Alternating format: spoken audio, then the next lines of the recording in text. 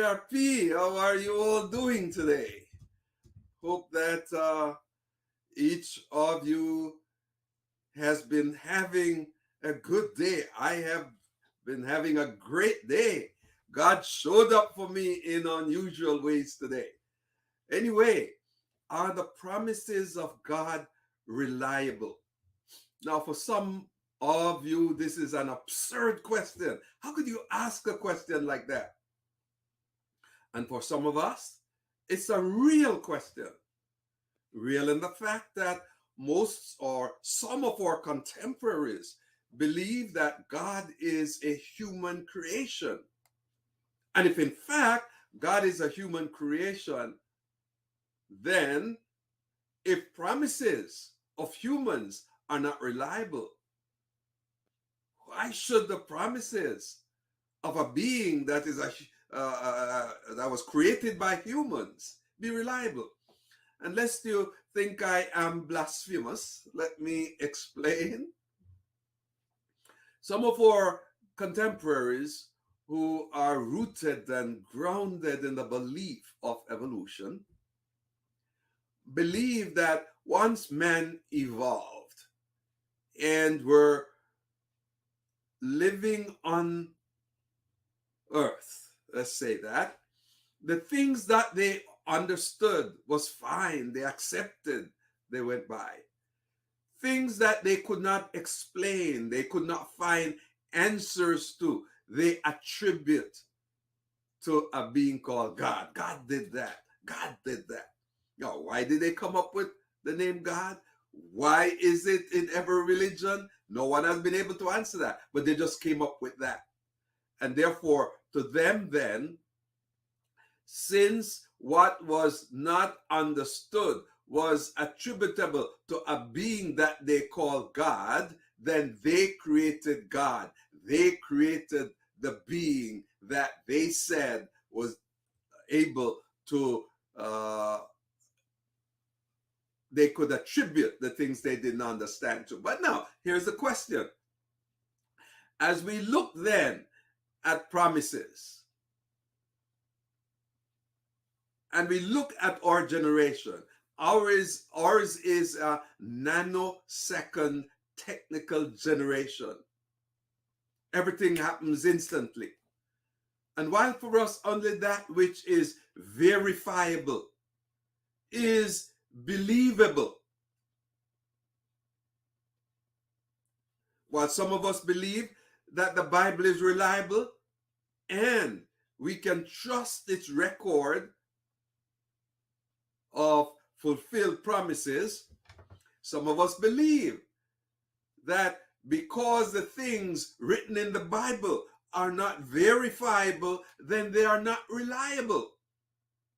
If that's the case, then how can we be sure that the promises still work for us today?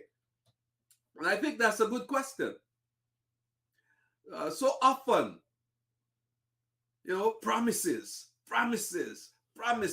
so often made, but not often kept. Are they reliable?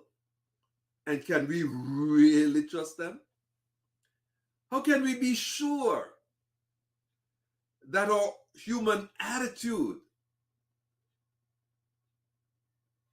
to promises made by our fellow beings are not affected by our attitude to divine promises? And let me throw in this one. If the divine being is one we cannot see, if we cannot see God, how can we trust God? How can we rely on his promises when we cannot see him? And here I'm reminded of a story I heard that I often share with my students. This young man went away to college and he decided to study the sciences. And as he began studying the sciences and he came in contact with the fact that only that which is verifiable is believable, Only that which we can touch and we are sure exists, we can say is reliable. Though growing up in the church, his thoughts drifted away.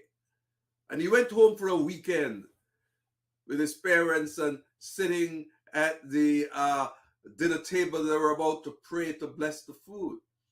And he said to them, "What are you doing?" Dad said, "Blessing the food." "Who's going to bless the food? You bless the food?" "No," he says, "I'm asking God to bless the food." And the son said, "Who? God? Who is God?" And the father was shocked because he taught his son to believe in God, and the son left his home and went to college, a believer. So the son said, "Who is God?" Then he continued, looking at his father. He said, "Dad, have you ever seen God?" And his father said, "No." "Have you ever touched God?" "No." "Then there's no God. If you are not able to see God and to touch God, then God is not verifiable. Then God is not believable. Then there is no God." Shocked, the father whispered a prayer and asked God to help him to come up with an answer. Then, with a start, he said, "Son." "Yes, Dad." "Do you have a brain?" "Yes, Dad." "No, son," the father replied. "You don't have a brain." He says, "Yes, Dad, I have a brain." The father said, "Have you ever seen your brain?" "No, Dad." "Have you ever touched your brain?" "No, Dad." "Well, therefore, using your argument, since you have never seen your brain, since you have never touched your brain, then you don't have a brain." The son retorted, "Yes, Dad, I know I have a brain because I have the impulses. I can think." And the father said, "Similarly, son, I know there's a God because even though I've never seen and touched God, then I have the evidences of God because of the relationship with God. And he just gave me this answer for you." Now, let's explore the promises of God from this background and this perspective. Are the promises of God reliable? Here's my personal testimony. Promise number one of the promises in the Bible I believe in is found in Isaiah 65, verse 24. And it says, "And it shall come to pass that before they call, I will answer," says God. "And while they are yet speaking, I will hear," says God. And as I sit here today, I can verify that again. Here is one not in my notes. I preached in person in Baltimore. It's not in Baltimore, but in Philadelphia today. And I had to catch a 113 train out of Philadelphia. And I was assured that the service would end on time for me to catch the train. But somehow I got up to speak about 10 to 15 minutes later than we expected. And it's like we got every light going to the station. And when we got there, I had 3 minutes or so to get from the car down to the tracks to board the train. And when I ran and rushed to find the tracks, and I said to the nearest attendant, "Where's the track for the train going to Washington?" He said to me, "Stand there." I said, "Stand there? Isn't it time to board?" He says, "Come with me, look at the board." And when I went and looked at the board, he smiled at me and said, "Do you see that? It said 1:33, which meant the train was delayed by 20 minutes. Before I prayed, God answered my prayer, delaying the train. So I caught the train. That's why I'm here. But let me share with you what I had prepared. I had had invitations for years to do CPR, clinical pastoral, um, to be able to deal with the sick and work with them. And somehow it couldn't fit in my schedule.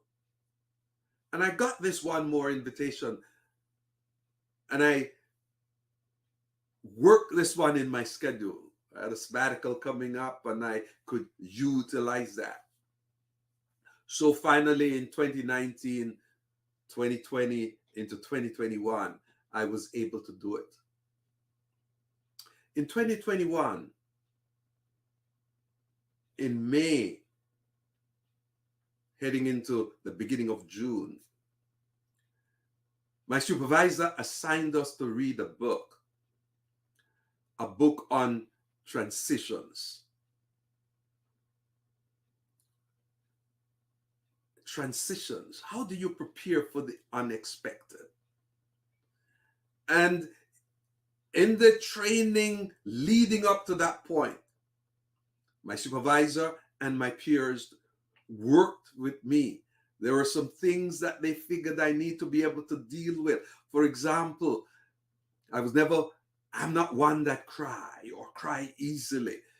I don't show my emotions much. And they said, you have to be able to express your emotions. And they worked with me to express my emotions.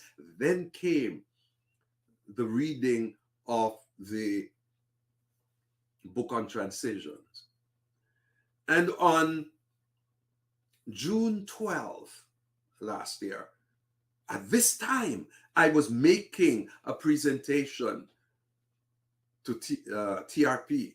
And normally my wife comes in and she sits at the back and she listens. And that evening, July 12th, she put a chair at the back that she was going to sit on. But I noticed that she was not there during the presentation. So at the end, I went to look for her, and I saw her curled up, and she was experiencing a pain that she had never experienced before. She said not even birth pain was as severe as that pain. And when nothing could help, and we called the doctors, and they couldn't help, they say, go to the emergency room. We went to the emergency room, and by next day, they assured us that they had identified the problem and it was fixable. So they gave her medication to fix it. When it didn't work, they said they would have emergency surgery on Monday. They had the surgery on Monday evening. The doctors said to me, Dr. Melbourne, yes, we have taken care of the problem. We have solved it. It was a little more than we thought it would be, but it is solved. Everything will be okay. Your wife will be home in 5 or 6 days. That's Monday evening. But by Friday, she was still in the hospital, not home. I spent the 19th, Saturday the 19th, with her all day in the hospital. Then left at 7 p.m. My youngest and I left her, and we said, see you tomorrow. And she said, see you tomorrow. We did not know that that was a prophetic tomorrow. At 3:30 a.m., the doctors called me and said, Dr. Melbourne, you need to come in. What's going on? I said. They said, there has been a change with the situation of your wife. She's back in intensive care. Come. And I asked what happened. And when they told me what happened, I saw why I was reading the book Transitions at that time. God knew what was going to happen. And God had been preparing me for it. CPR came at that time to prepare me for something I was not expecting. Before I called, God answered my prayer by putting CPR in my life, by giving me the book, Transitions to read, to prepare me for, so within 27 hours, my wife was pronounced dead for something that was a routine surgery. But before I called, God, who knew what was happening, prepared me through CPE, clinical pastoral education, prepared me for what was to happen. See, before I called, God answered. God knows the future, and God can prepare us for what we don't know about. But let me tell you more. Remember, before it shall come to pass, before I call, they call, I will answer. And while they are yet speaking, I will hear. I was teaching in South Africa on the Transguy. And it was a Saturday afternoon, and they said, we're going to take you out to a crawl so that you can see how we live in the villages. So they took me to this area, and we're having a good time. But all of a sudden, my glasses started sticking on my temples and began digging into my temples, and they were causing severe pain. It had never happened before. But suddenly it began happening. No adjustment helped. The only thing I could do was to take them off and put them in my pocket. At the end of the visit, we started driving home. And it was towards sunset. The speed limit, 55 miles an hour. We were driving in a VW van. And we rounded the bend with the driver driving 55 miles an hour, when suddenly we saw in front of us a herd of cows slowly walking across the street. There's nothing that can speed them up. There's nothing that can stop us. It was obvious we were going to plow into them. We were going to hit them. And normally, for an accident like that on the Transguy in South Africa, one cow kills 5 people. There were 5 of us in the van and a herd of cows. I saw the van careening off the road, going over the embankment, turning over and over and over down the ravine. And I began thinking about how they would get my body from South Africa back to the States for burial. The van hit the cows, killed one cow on the spot, knocked one cow unconscious, and like I expected, careened off the road. But rather than turning over and over like I expected, it landed on the wheels and stood on the wheel. But when I looked, the windscreen was gone. The doors could not be opened. The front of the van was sitting on my lap. When people saw the van, they said, whoever was sitting where I sat must be dead. But I'm here to tell the story. The reason for my glasses trouble became evident to me. And I had on my glasses, the impact doubtlessly would have broken the glasses and would have impacted my eyes, and my vision I would have lost. You see, when I came out and they looked, it was winter, so I was covered with blood. Before I called, God answered. While I was yet speaking, he heard and made me take my glasses off to keep me safe. That's a personal testimony of how God works. But there's more. Promise number 2, Isaiah 41, verse 10, my favorite scripture. Fear not, for I am with you. Be not dismayed. I am your God. But fear not, I am with you. My mother did everything to ensure I had a good education.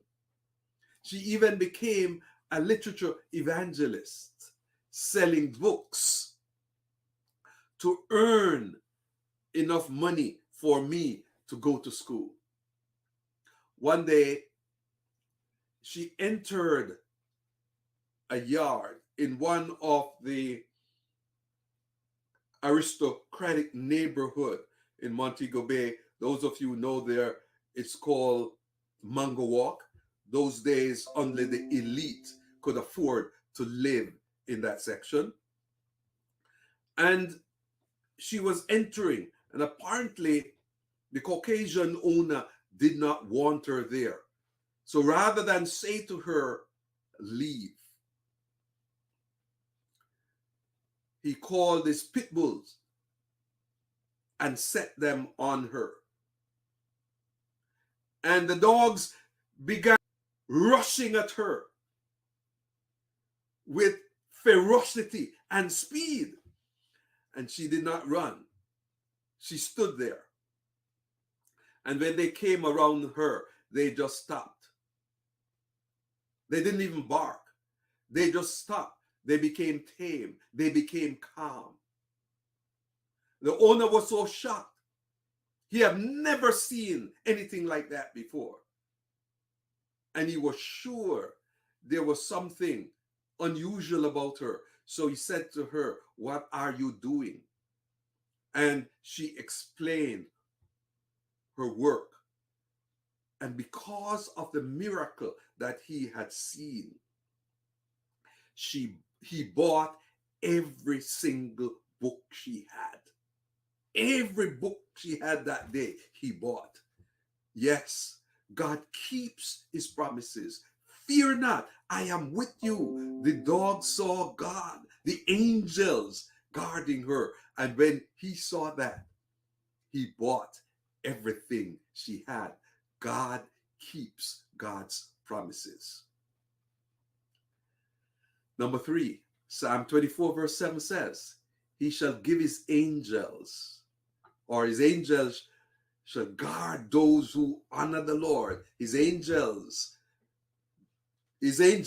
guards those who honor the Lord and rescue them from danger. That's the Good News translation. My mother owned a ladies' wheel bicycle that she rode. Couldn't afford a car those days, so she had a bicycle.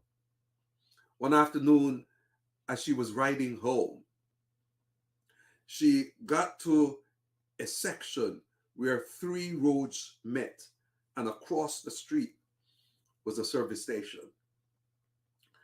And she suddenly found herself in deep, deep trouble. She was in the middle of the street, riding with oncoming vehicles behind her, and a vehicle coming from the side. And here was she in the middle. And there was no way out. She was sure she would be dead. She heard the screams of the people on the side of the road, screaming because they knew they were about to see her death. But she lived for another 35 years. How? She can't explain. Neither can I. She was in the middle of the street,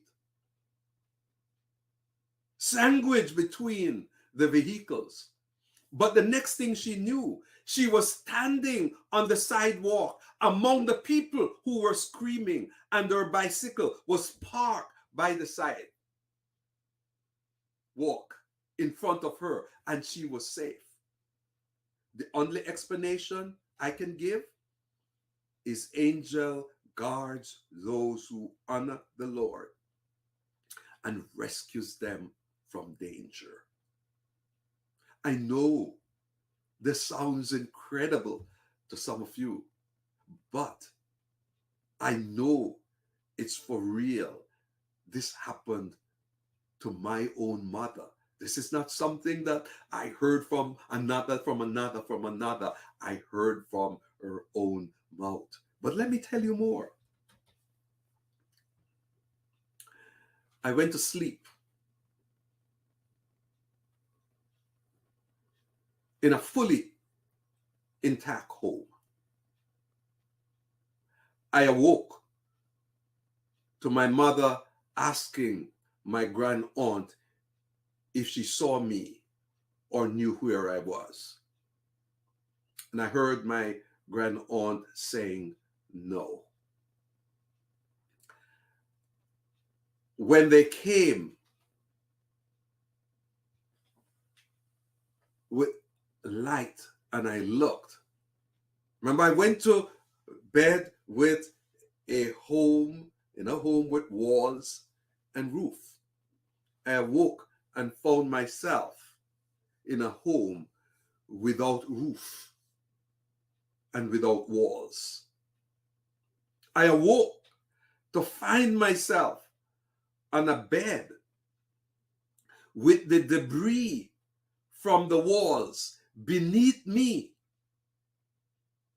I was getting up from on top of the debris, yet without a scratch, without a bruise, without a blister.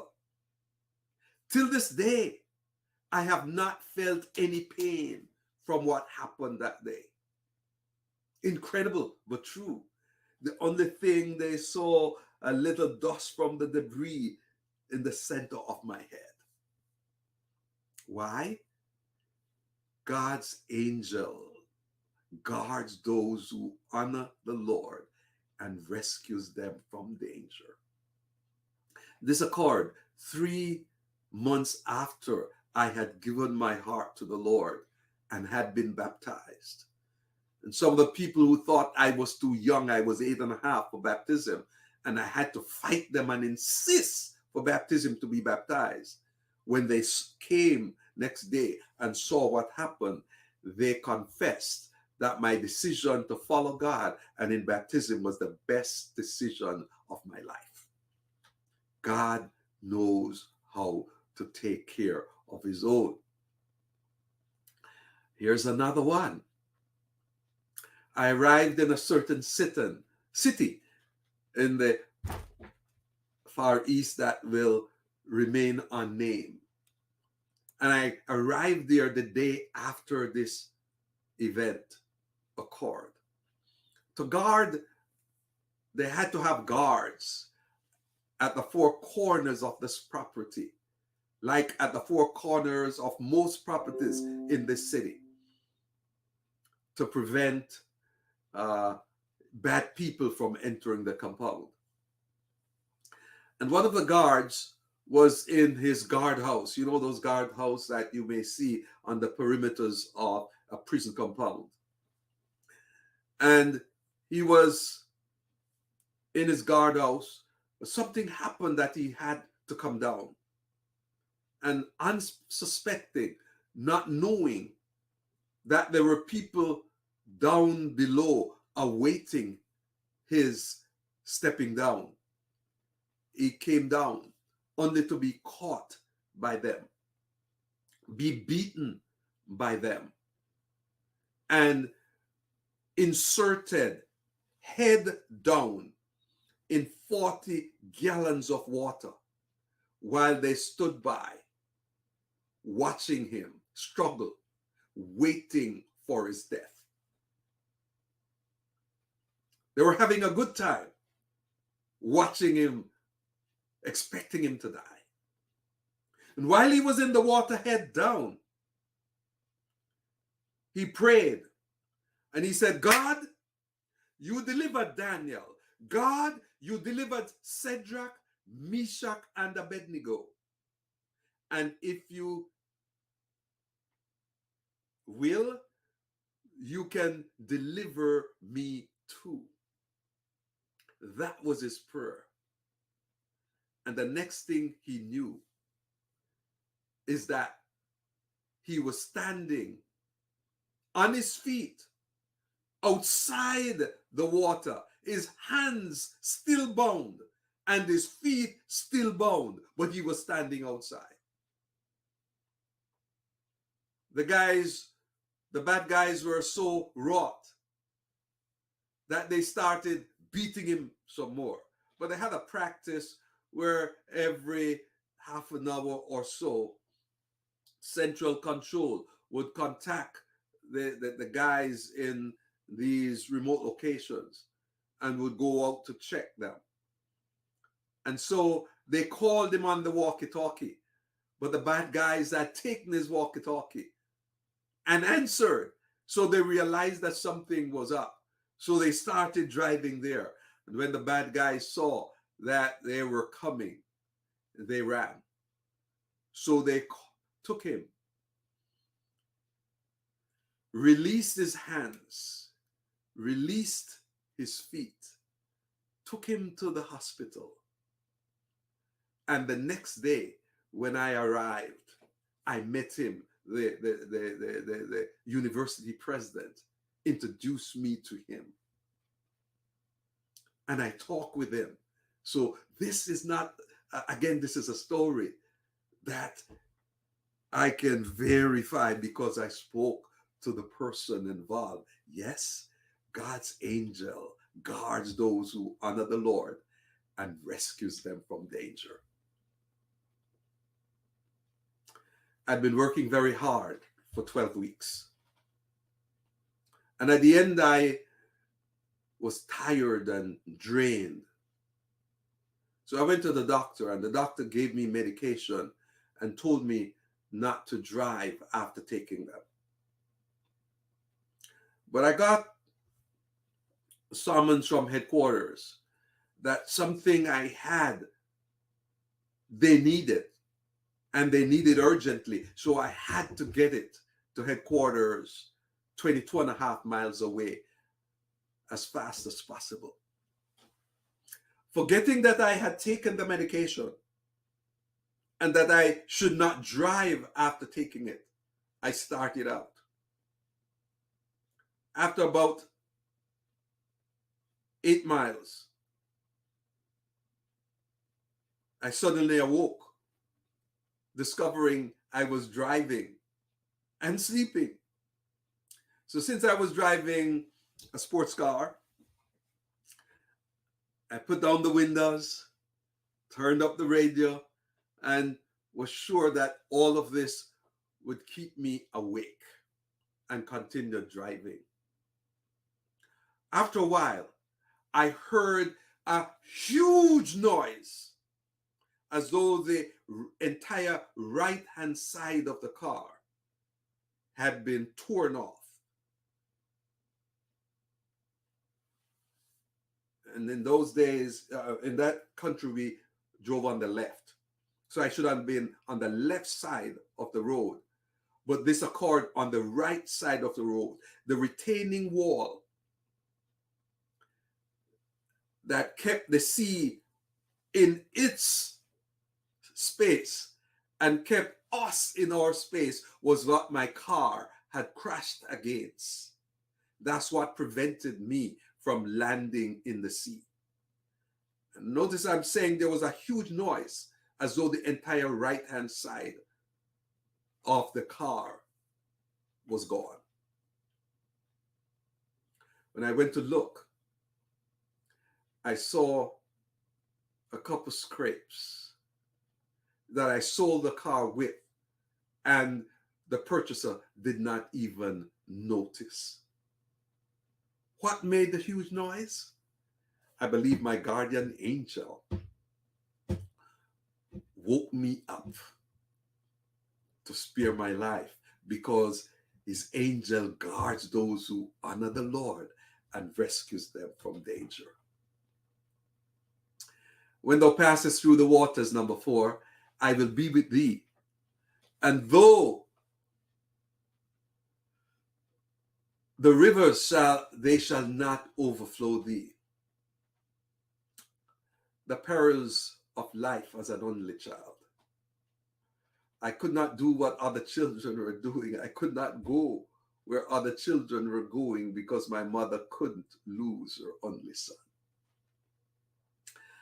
So in quest for freedom, one day I disobeyed her, not to go to the beach, to the sea, without them being there.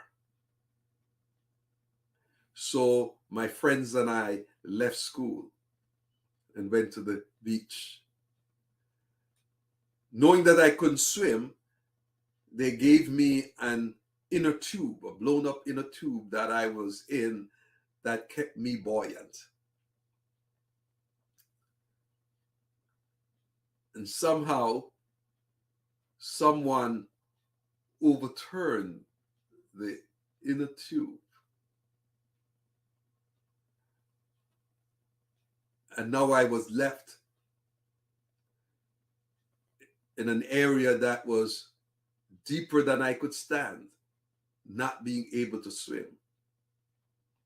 I went down once.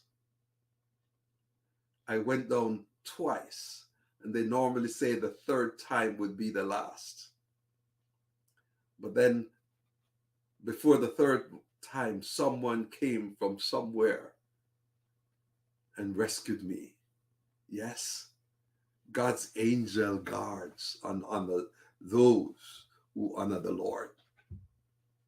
Again, fear not, I will help thee. The text says, Isaiah 41:10. I had studied for my final exam. Some friends even borrowed and studied from my notes. I went to the exam, but could not even answer one question. Notice I studied. I knew the material. My friends knew I knew the material. They used my material to study. But I stared at the sheet. I looked around me. Everybody else in the room was writing.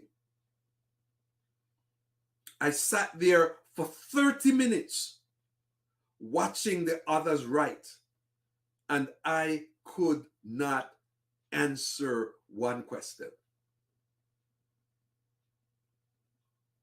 For the first time in my life, I stared failure in the face. I didn't like what I saw. And I decided, well, like it or not, you got to face it. So I was about to get up to hand in my blank paper when a voice said, Bertram, why not pray? So then I prayed and I said, Lord, you know that I studied. You know I knew the material, but somehow there's not one question here I can answer.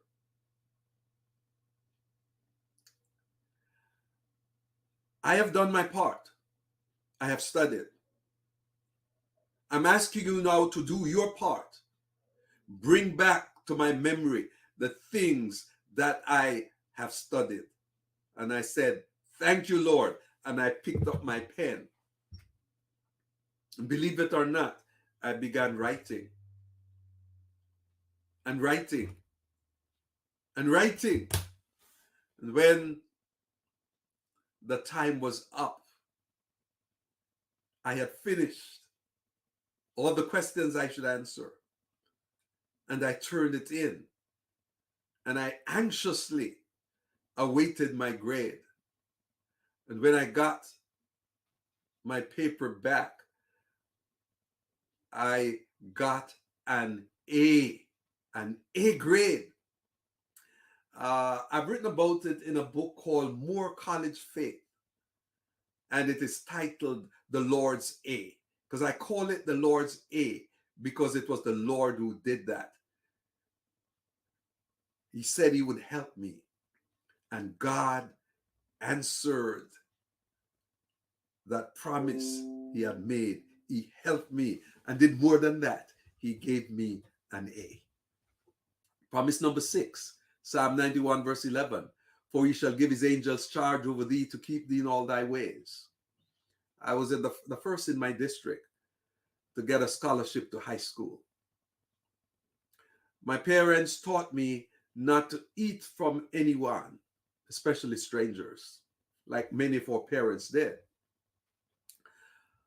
But this was a known relative that gave me an orange, and I loved oranges. But before I could begin to peel it, it fell.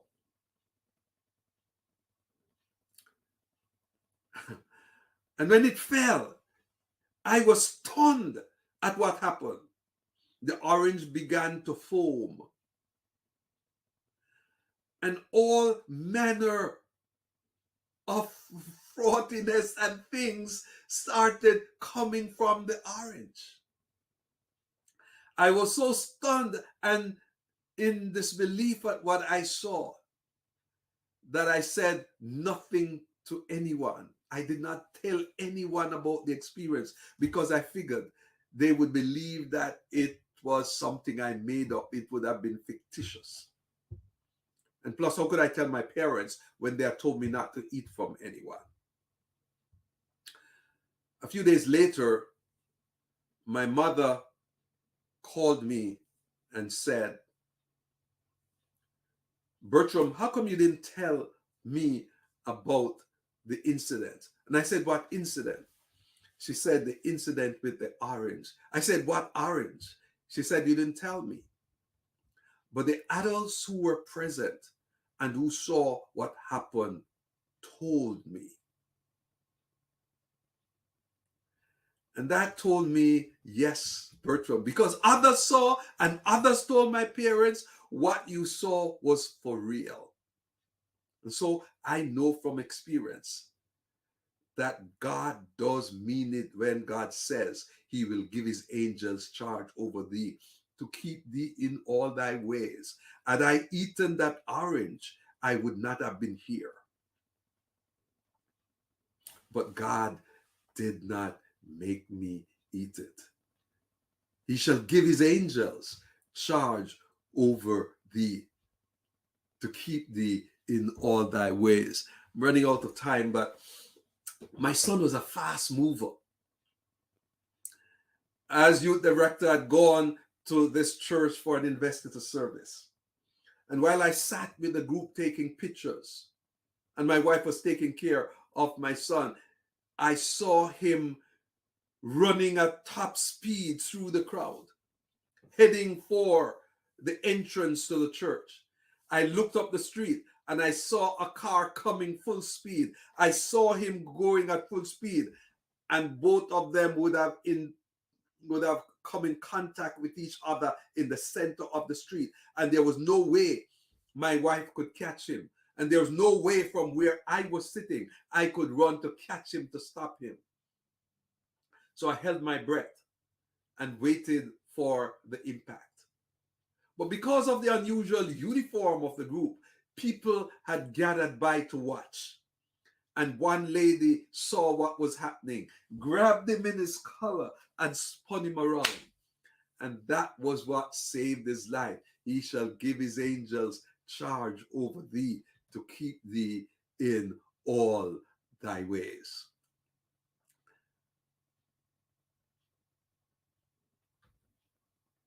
What do you think about what you have heard? Are human promises and divine promises comparable? My answer is no. Why? Humans are unreliable, but God is reliable. Do you trust the biblical promises? I do, because have seen them come through, and I invite you to give them a second chance. Put God to the test. You'll be shocked to see what he will do in your experience. He says, prove me now. Prove him and see if he'll not come through for you. Can we trust the divine promises? Yes. So, what is your takeaway from our discussion? You have to decide that. How will you relate to divine promises in the future? Your decision. I urge you, give God a try. Test him, prove him, and see if he'll not come through for you as he did for me. Blessings, my friend.